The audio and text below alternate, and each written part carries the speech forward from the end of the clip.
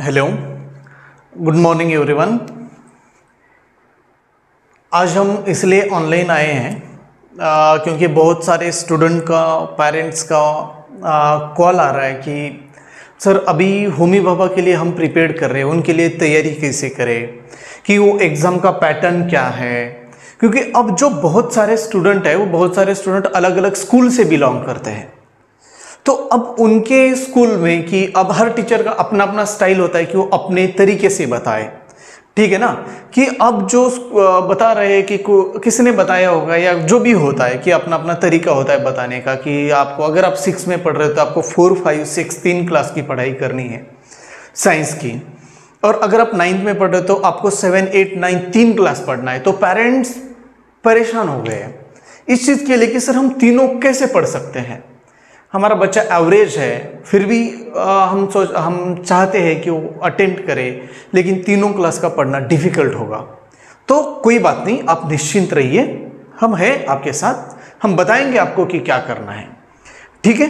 तो आज हम देखने वाले हैं डॉक्टर होमी भाभा बाल वैज्ञानिक स्पर्धा के बारे में, ठीक है। तो क्या होता है, क्या पैटर्न है, तैयारी कैसे करनी चाहिए, क्या रेफरेंस यूज करना चाहिए, ये सारी चीजें हम आज डिस्कस करेंगे, ठीक है।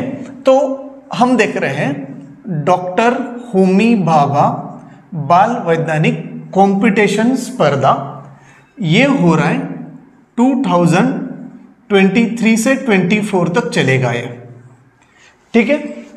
अब आप बोलोगे सर ये पूरे 2 साल में कैसे जा रहा है, 23 से 24 में, ठीक है ना बेटा।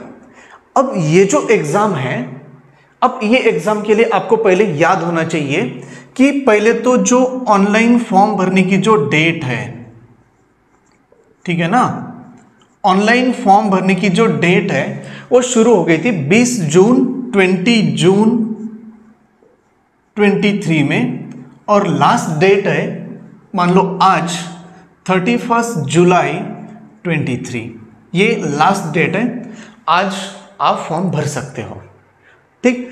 इसके बाद अगर आप लेट फी के साथ फॉर्म भरना चाहते हैं तो लेट फी के साथ आप 1 अगस्त से आप 10 अगस्त तक फॉर्म भर सकते हो, आपको लेट फीस के साथ वो हो जाएगा अवेलेबल, ठीक। चलो ये तो फॉर्म भरने का हो गया। अब कि हमें यह पता होना चाहिए किसी भी एग्जाम क्यों पढ़ने से, एग्जाम के लिए पढ़ने से पहले उस एग्जाम को पढ़ना चाहिए, ठीक है ना बेटा। याद रहिए, मैं हमेशा बोलता हूं किसी भी एग्जाम के लिए पढ़ने से पहले उस एग्जाम को पढ़ो, रिजल्ट और सक्सेस आपके पीछे दौड़ते हुए आएगी। अब उठा के बुक पढ़ रहे उससे फायदा होने वाला नहीं है बेटा, ठीक है ना बेटा।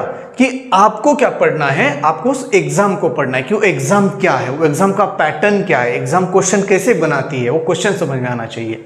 नहीं तो नॉलेज बहुत है, प्रैक्टिस ही नहीं की, वहां पे गड़बड़ होगी, ठीक है।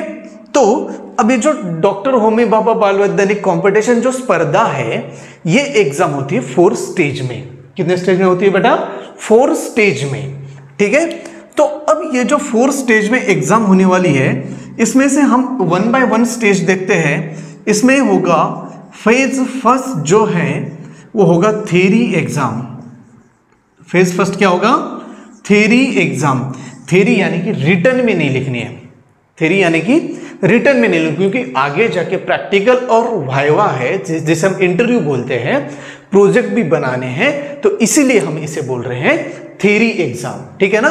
तो ये जो थ्योरी एग्जाम यानी कि ये होगा एमसीक्यू। अब ये जो एमसीक्यू है, ये एमसीक्यू होंगे 100 मार्क्स के लिए, ठीक है ना। कितने मार्क्स के लिए होगा? 100 मार्क्स के लिए, और इस 100 नंबर के लिए आपको टाइम होगा 90 मिनट, ठीक है। 100 मार्क्स के लिए कितने मिनट होगा? 90 मिनट। अब आप सोच रहे होंगे कि अभी जो चल रहा है कि हम जो अगर फाउंडेशन कोर्स कर रहे हैं तो आपको पता होगा कि फिजिक्स, केमिस्ट्री, बायो ऐसे सब्जेक्ट में हम डिवाइड कर दिए साइंस को, ठीक। तो अब ये जो 100 मार्क्स के लिए 90 मिनट, तो नंबर ऑफ क्वेश्चन कितने होंगे सर? नंबर ऑफ क्वेश्चन होंगे 100। कितने क्वेश्चन होंगे? 100 क्वेश्चन होंगे। अब यह 100 क्वेश्चन में डिवीजन कैसे होगा, कि कैसे डिवाइड किया गया, कौन सा सब्जेक्ट आएगा, ठीक है। तो ये 100 क्वेश्चन में आएगा, 4 पार्ट में डिवाइड कर दो 100 क्वेश्चन को, ठीक है। तो पहले जो 30 है वो होंगे फिजिक्स के, 1 से 30 तक के क्वेश्चन होंगे फिजिक्स के, 30 क्वेश्चन 30 नंबर के लिए होंगे, ये होंगे 30 क्वेश्चन, 30 क्वेश्चन फॉर 30 मार्क्स। दूसरे जो होंगे उसके बाद 31 से लेकर वो होंगे केमिस्ट्री के 30 क्वेश्चन फॉर 30 मार्क्स। उसके बाद होगा बायो 30 क्वेश्चन फॉर 30 मार्क्स। अब आपको लग रहा है ना सर साइंस की एग्जाम है, साइंस का ओलंपियाड है, साइंस की कंपटीशन एग्जाम है, फिर भी इसमें तो केमिस्ट्री फिजिक्स बायो हो गया, बाकी जो बचा वो क्या है? ठीक है ना बेटा, बाकी जो बचा है वो क्या है? वो है जीके इन साइंस, कि साइंस में क्या जनरल नॉलेज है, और ये होगा 10 मार्क्स के लिए। ठीक है, कितने मार्क्स के लिए हो रहे हैं? 10 मार्क्स के लिए। और ये जो 10 मार्क्स है ये क्वेश्चन कहां से आएंगे ये आपको पता होना चाहिए। ये 10 मार्क्स वाले क्वेश्चन आएंगे जो रिसेंटली अभी साइंस में क्या हुआ है। अभी रिसेंटली अगर हम साइंस में बात करें तो चंद्रयान 3 कहां से लॉन्च किया था, पता होना चाहिए कहां से लॉन्च किया था। और दूसरा तो यह पूछा जाएगा कि किस डेट को किया गया था। ठीक है ना, इस टाइप के क्वेश्चन आते हैं जीके इन साइंस में। ये तो फिजिक्स के रिलेटेड हो गया। अब केमिस्ट्री से क्या होगा या बायो से क्या होगा, अभी जो रिसेंटली कुछ चीजें हो रही है ये होगा। ठीक है, चलो फिर अब ये हो गया, इतने नंबर तो हमें पता हो गया कि 100 मार्क की क्वेश्चन है। अब सर आप बोल रहे हो कि एग्जाम 4 फेज में होगा, अभी तो फेज फर्स्ट हो गया, अब मुझे फेज फर्स्ट क्लियर करना है, कितने नंबर चाहिए होंगे, ये तो मन में सवाल आ रहे हैं आपके, आ रहे हैं ना?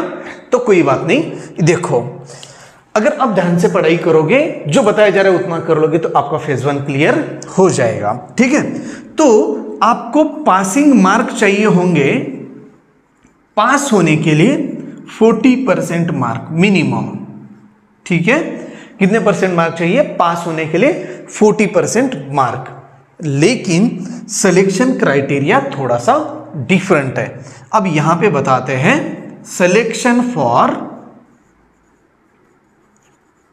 स्टेज, यहां में से फेज बोल रहे तो फेज बोलेंगे, सिलेक्शन फॉर फेज 2। फेज 2 के लिए क्या सिलेक्शन क्राइटेरिया है? ठीक है, अब फेज 2 की बात करें हम तो फेज 2 के लिए होगा only 7.5% of students are selected for phase second. Phase second के लिए कितने परसेंट स्टूडेंट आ रहे हैं? 7.5% of student are selected for phase second. अब लगभग मान लो एवरेज जो आज तक का एवरेज है वो है इस एग्जाम के लिए एवरेजली 75,000 स्टूडेंट इनरोल करते हैं। तो अब आपको थोड़ा सा मैथमेटिक्स तो आता है, तो कैलकुलेट कर लेने कि 75,000 में से 7.5% को लेवल 2 के लिए सेलेक्ट किया जाएगा। उन स्टूडेंट को लेवल 2 को अलाउ किया जाएगा, वो लेवल 2 दे सकते हैं। ठीक है, अब देखते हैं कि फेज 2 या लेवल 2 क्या है। समझ में आ गया बेटा क्या करना है? फर्स्ट स्टेज में कितने स्टूडेंट जा रहे हैं आगे? 7.5% स्टूडेंट, और बाकी जो पास कर लिए 40% नंबर जो ले आए, यानी कि 100 आउट ऑफ 40 नंबर जिनको आए हैं उनको पासिंग सर्टिफिकेट मिलेगा। ठीक है, अब देखते हैं उसके आगे जाके फेज 2 क्या है।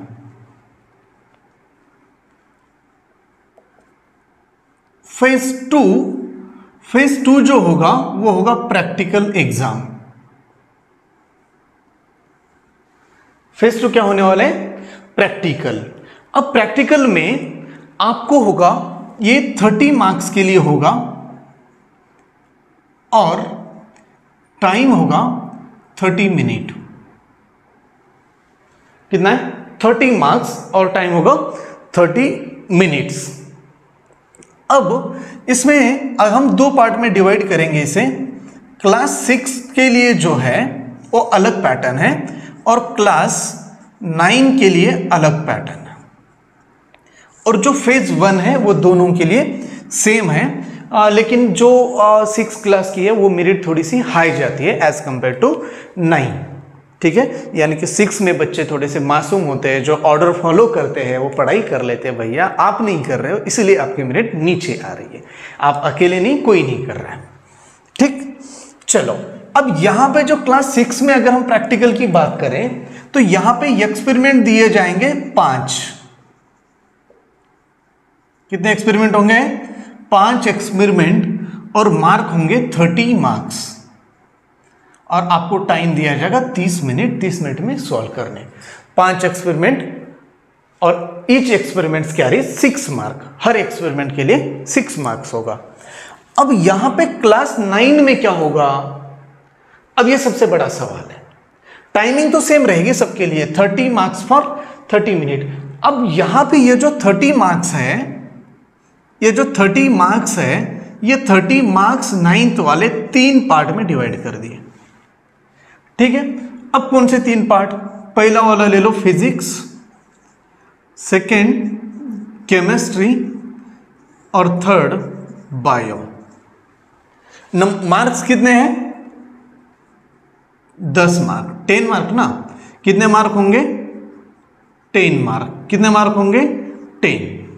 ठीक है, अब इस 10 मार्क के लिए क्या पूछा जाने वाला है? इस 10 मार्क्स के लिए आपको फिजिक्स और केमिस्ट्री के लिए 1 एक्सपेरिमेंट, दोनों के लिए एक नहीं, दोनों के लिए एक experiment, 1 experiment of each, physics and chemistry. दोनों के लिए एक एक्सपेरिमेंट दिया जाएगा, 10-10 नंबर के होंगे, और आपको 10 मिनट टाइम मिलेगा। फिर सर बायो में क्यों नहीं? बायो में क्या होगा? बायो में होगा आपको 10 स्पेसिमन, और इनके ऊपर होगा आपको क्वेश्चन आंसर, यानी कि लिखने वाले ही आंसर होंगे। 10 क्वेश्चन होंगे, आंसर इन 1 लाइनर वाले, आपको यहां पे वो देखने। ठीक है, अब ये हो गया। अब यहां पे 30 नंबर में जो भी नंबर आ जाए आपका। ठीक, अब ये सेकंड फेज हो गया। फिर सिलेक्शन कैसे होगा फेज 3 के लिए? Selection for phase 3 and 4। 3rd और 4th फेज के लिए सिलेक्शन क्राइटेरिया सेम है। जो स्टूडेंट, जो बच्चा फेज 3 में चला गया वो 4 में भी जाएगा, 4 में भी वो रहेगा। ठीक है, अब फेज 3rd एंड 4th के लिए सिलेक्शन क्राइटेरिया, पहला क्राइटेरिया है कि आपके जो नंबर है पहले टोटल करनी पड़ेगी कि फेज 1st और 2nd में क्या किया आपने। क्या झंडे गाड़े आपने? तो देख लेते हैं कि क्या गाड़ा है आपने। 30% marks of phase 1 plus marks obtained इन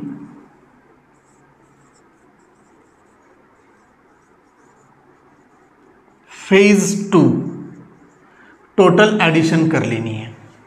कितना, जितने भी नंबर आ जाए। फॉर एग्जांपल के लिए मान लें आपको फेज 1 में 80 नंबर आए थे, तो 80 नंबर के 30% ये प्लस आप यहां पे 30 आउट ऑफ फेज 2 में कितने लाए? मान लो x नंबर आ गया, प्लस फेज 2 में कितने लाए आप? 30 आउट ऑफ 25 लाए। टोटल कर लो, जो भी नंबर आ जाएगा उस नंबर में मेरिट के अकॉर्डिंग टॉप के जो स्टूडेंट रहेंगे, सेकेंड क्राइटेरिया का है top 10% students are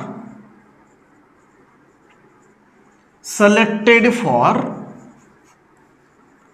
phase 3rd and 4th। कितने परसेंट स्टूडेंट जा रहे हैं?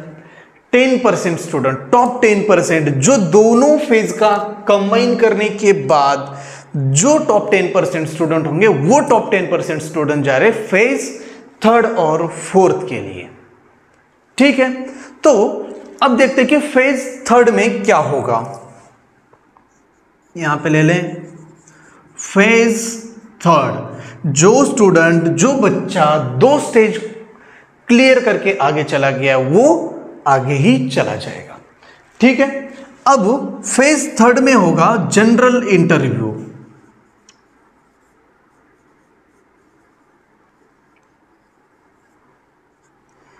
यहाँ पे क्या हो रहा है, जनरल इंटरव्यू। अब तो यहाँ तो टोटल ही निकालना है, तो मेडल के लिए चल रहा है। पहले 2 स्टेज में ही आपका मेडल पक्का हो जाएगा, कुछ ना कुछ मिलने ही वाला है। तो फेज 3 में होगा आपको 30 मार्क्स के लिए इंटरव्यू होगा, कुछ कॉमन क्वेश्चन पूछे जाएंगे और वो होगा 5 से 7 मिनट तक। कितना हो रहा है, 5 से 7 मिनट तक होगा और एक कॉमन जनरल इंटरव्यू होगा। ठीक है, अब उसके बाद होगा फेज 4। फेज 4 के लिए होता है एक्शन रिसर्च, यानी कि प्रोजेक्ट एंड इंटरव्यू। यहां पे भी कॉमन क्वेश्चन होते हैं। अब ये जो फेज 4 भी होगा, ये होगा 30 मार्क्स के लिए और ये चलेगा 5 से 7 मिनट तक। 30 मार्क्स के लिए कितना चलेगा, 5 से 7 मिनट तक चलेगा। अब देखो आपने टोटल क्या क्या किया है। अब आपकी बारी आ गई मेडल वाली। यहां तक आप तो सेकंड फेज से चले गए, तो थर्ड और फोर्थ तो वो तो फॉर्मेलिटी है ही, आपको तो आना ही है। 3rd से 4 में जाने के लिए कोई सिलेक्शन क्राइटेरिया नहीं है। ठीक है, तो अब आई बारी आपकी मेडल की। क्या आप गोल्ड मेडल आएगा आपको, या सिल्वर मेडल आएगा, या ब्रॉन्ज मेडल आएगा, 3 ही मेडल। ठीक, अब यहां पे मेडल के लिए क्या होगा, आपने फेज 1 में स्कोर किया, 2nd में स्कोर किया, 3rd में स्कोर किया, 4 में स्कोर किया, टोटल एडिशन करके आपको क्या किया जाएगा, मेडल के लिए सिलेक्ट किया जाएगा। ठीक है, वो देखते हैं कि सिलेक्शन क्राइटेरिया क्या है। अब हम फेज 1, 2nd, 3rd, 4th सारे फेज क्लियर करके आ गए। अब आप भी वेट कर रहे हो मेडल की, तो अब कौन सा मेडल मिलेगा आपको वो देखते हैं। Selection for medal. मेडल के लिए सिलेक्शन का क्राइटेरिया क्या होगा। ठीक है, सबसे पहले तो हम नंबर काउंट कर लेंगे, क्या क्या किया है, कितना नंबर आया। पहले marks obtained in,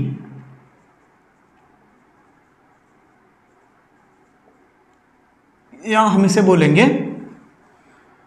30% marks of phase 1 plus phase 2, mark obtained in phase 2 plus 3rd and 4th। चारों फेज में जितने भी नंबर आ गए, जो भी आ जाए, ठीक है। अब उतने नंबर आपके होंगे। अब टोटल कैंडिडेट भी होगा, तो इनमें से टॉप 10% स्टूडेंट, टॉप 10% स्टूडेंट को मिलेगा गोल्ड मेडल। टॉप 10% को क्या मिल रहा है, गोल्ड मेडल। उसके बाद 3rd मेडल, टॉप 30% स्टूडेंट को मिलेगा सिल्वर मेडल। यहां पे गोल्ड मेडल प्लस यहां पे मिलेगी 3000 स्कॉलरशिप, यहां पे मिलेगा 2000 रुपए स्कॉलरशिप। ठीक है, उसके बाद जो भी बचे हैं, अब जितने भी स्टूडेंट रहेंगे,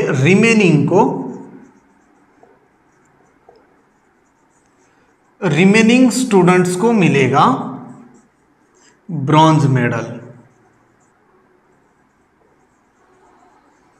और प्लस 1000 रुपीज स्कॉलरशिप। ठीक है, ये हो गया एग्जाम। अब एग्जाम के लिए प्रिपरेशन कैसे करनी है और सिलेबस क्या होगा, ये हम आपको बताते हैं। ठीक है, अब इस एग्जाम के लिए सिलेबस है,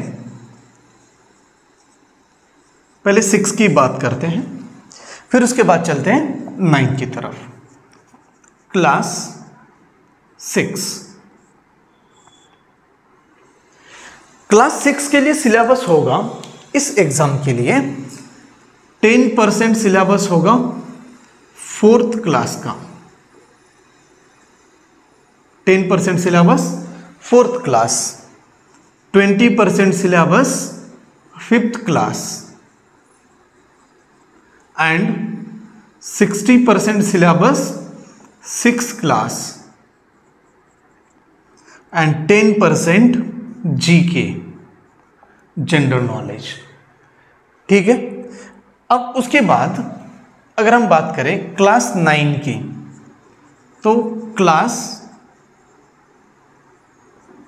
9th के लिए होगा 10% सिलेबस होगा 7th क्लास का, 20% सिलेबस होगा 8th क्लास का और 60% सिलेबस होगा 9th क्लास का एंड 10% होगा जीके।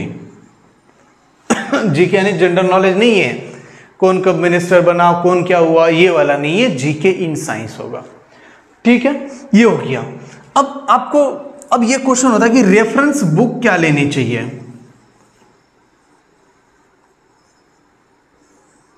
या कहां से करें, रेफरेंस बुक क्या होगा और कहां से करें। अकॉर्डिंग टू मी, अगर मैं किसी बुक का नाम लूंगा तो आप ये नहीं सोचना कि मैं एडवर्टाइज कर रहा हूं, ठीक है ना, कोई भी हो सकता है।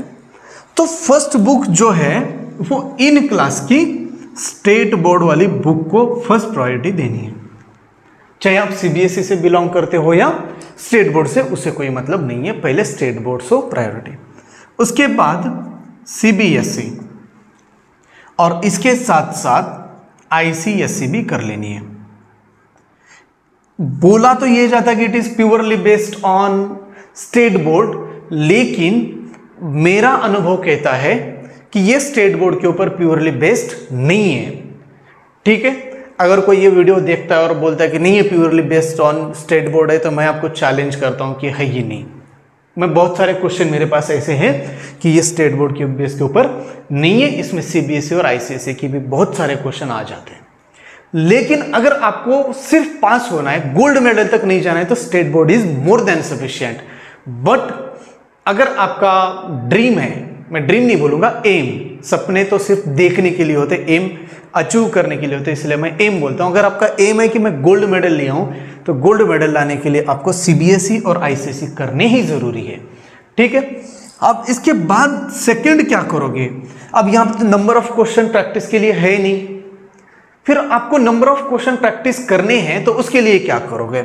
इसके लिए है आपके पास निकिता पब्लिकेशन की बुक,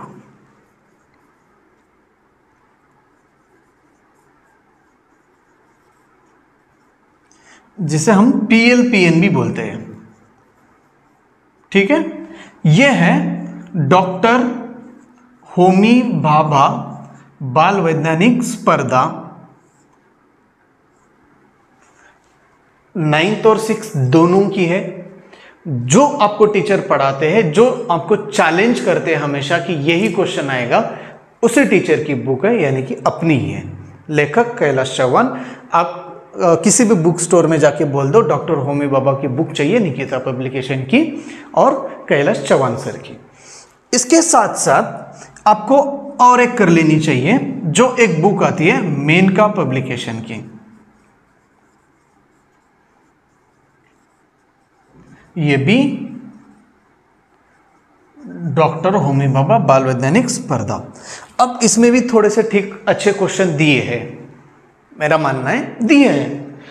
पहले आपको ये प्रायोरिटी देनी है, उसके बाद आपको ये करना है। यहाँ पे नंबर ऑफ क्वेश्चन बहुत सारे किए गए, बहुत सारे क्वेश्चन है, फिर यहाँ पे कर लो। अगर ये तीनों कर लोगे तो आप थ्योरी में बहुत अच्छा स्कोर कर सकते हो, बहुत अच्छा स्कोर कर सकते हो।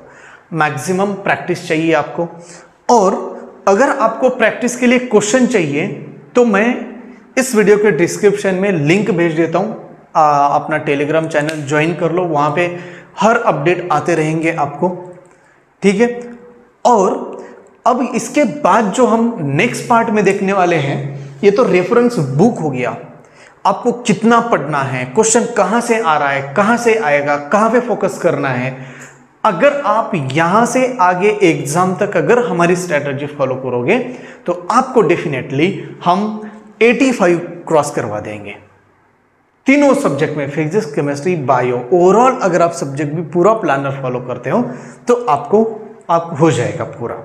ठीक है, यहां पे सिर्फ एक ही चैलेंज है, maximum number of question solve करना, और मैक्सिमम नंबर ऑफ क्वेश्चन यहां से नहीं होते, यहां से कॉन्सेप्ट पढ़ लो, क्वेश्चन यहां से कर लिए। एडिशनल क्वेश्चन के लिए लगभग हम आपको 3000 क्वेश्चन का एक सेट देंगे, जो कि इस वीडियो के डिस्क्रिप्शन में मिल जाएगा आपको, जो हम अपने टेलीग्राम के चैनल के ऊपर वो पीडीएफ फॉर्म में अवेलेबल हो जाएगा आपको एज ए असाइनमेंट। ठीक है, चलो थैंक यू। बाकी जुड़े रहिए अपने यूट्यूब चैनल के साथ, आपको अपडेट मिलता रहेगा। ठीक है, थैंक यू। और सेकंड फेज के लिए आप वेट करना है आपको। ठीक है, थैंक यू।